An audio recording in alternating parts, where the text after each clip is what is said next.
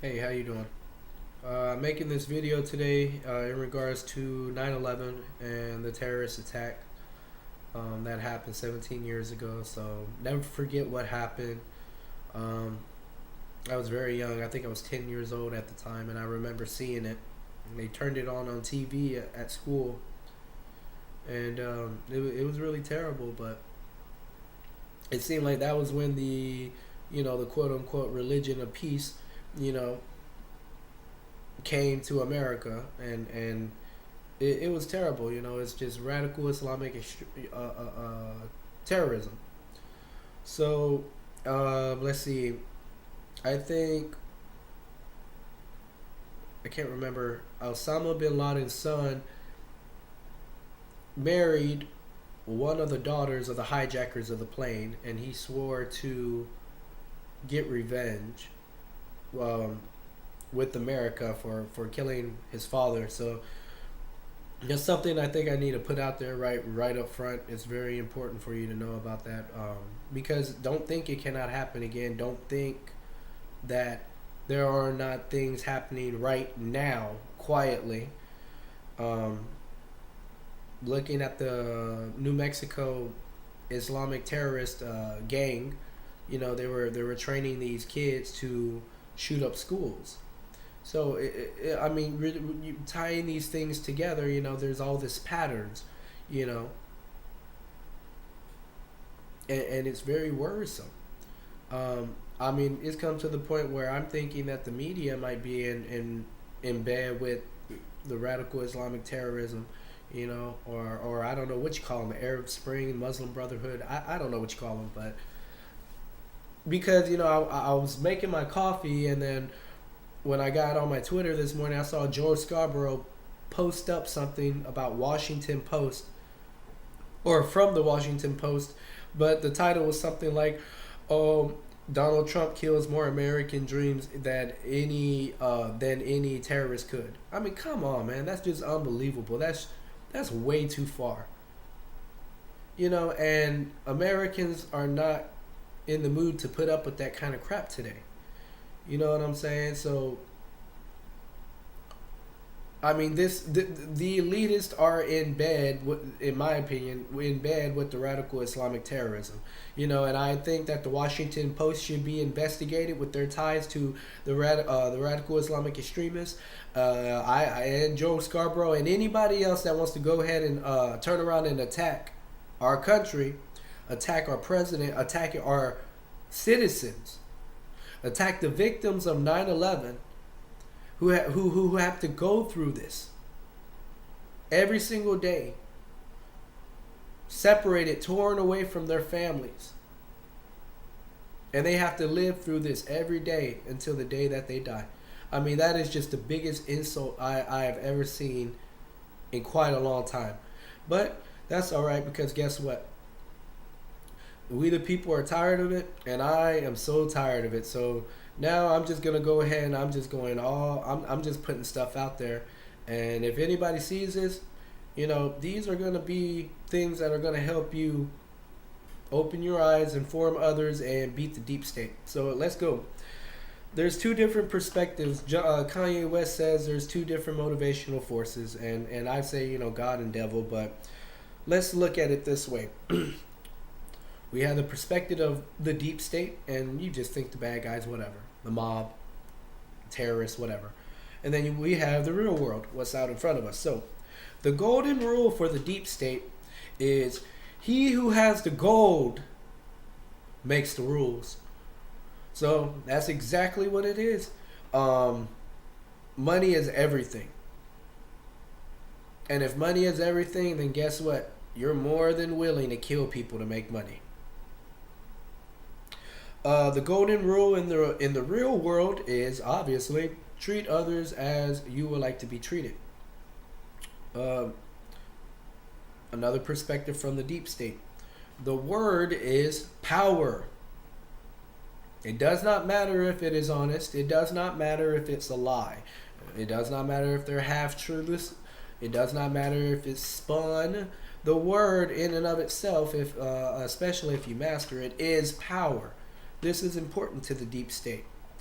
In the real world, yes, we acknowledge, words are important, but in the real world, actions speak louder than words. And actions speak louder than words because we are defined by the choices that we make. So by those choices that we make, we are taking an action or an inaction in order to, acquire a certain goal or, move ourselves to a certain point based off of, our preconceived notions. But anyways, I mean, that I don't want to get all analytical, but the bottom line is the deep state, the word is power, and then the real world actions speak louder than words. Okay, so from the deep state perspective, belief is everything. And I put that there because this ties very closely to the word. And belief is basically equated to reality by them. So, I mean, we can take it to the psychology level or whatever, and we can say, okay, from the subconscious, these people know that if they put certain like sounds or frequencies, and if they tell you certain words, that you're inclined to believe them. You know, and they may also know, okay, children are more inclined to think and to learn through the subconscious because the prefrontal cortex does not develop to about 25. So that means that they are more seated, to their emotions. Their thinking process are more tied to their emotions. So this is why belief is so important to the deep state, because they know that if they put on enough bells and whistles and they make it all look fancy, and they could put a beautiful woman right here, and then they could put a big old stack of cash right there, and then if they go ahead and make it look nice and people believe it, then that means everything to the deep state. Okay. Because they say, okay, as long as these people believe the lie, I have the power. And it's sick, but it's true. That's how they work. And they're experts at this kind of crap. Experts. Now in the real world, or I guess more in the Christian world, the truth is everything. So with the deep state, belief is everything, and everything is free reign, and you can lie, cheat, kill, steal, push somebody out, bring somebody up, stab them in the back, anything goes. But belief is everything. But in the real world, where there is truth, and truth means everything, then there has to be a sense of responsibility and accountability. Okay, so in the end, there's nothing but the truth. Even if you take in all this false information, or let's say some bad information, you listen to too much rap music or something like that, you're eventually gonna act it out. Okay, because the truth is everything. You see what I'm saying? And people in the real world should make it a priority to care more about the truth than power, because the ultimate power is in the truth. But if you were to put power first, then you're going to follow a false set of beliefs that's being projected by idols and other people, and you're going to follow the wrong people. So, it's basically you're choosing which path to take, so to speak. The last thing that I'll say, from the perspective of the deep state, the way that they work, they maneuver and they attack, it's like a velociraptor, okay? The velociraptor, like in Jurassic Park, they attack from the side, they attack from behind, but they never attack you up front, and that's for a specific reason. Okay, it's like a method to their madness. That's how it operates. So when you saw a lot of things that Obama was doing, you didn't see him doing everything transparently like Donald Trump. Okay, he was like the Velociraptor. He was doing everything from the side, you know. So from behind, from the side, doing all these policies and stuff, you know, like Obamacare, you know, messed up jobs, you know, and a lot of other things that took place. And Obama basically doubled our entire national debt. So that's not an accident. That was intentional. Just like this whole opioid crisis that we have now. That's not an accident. That was intentional. Okay?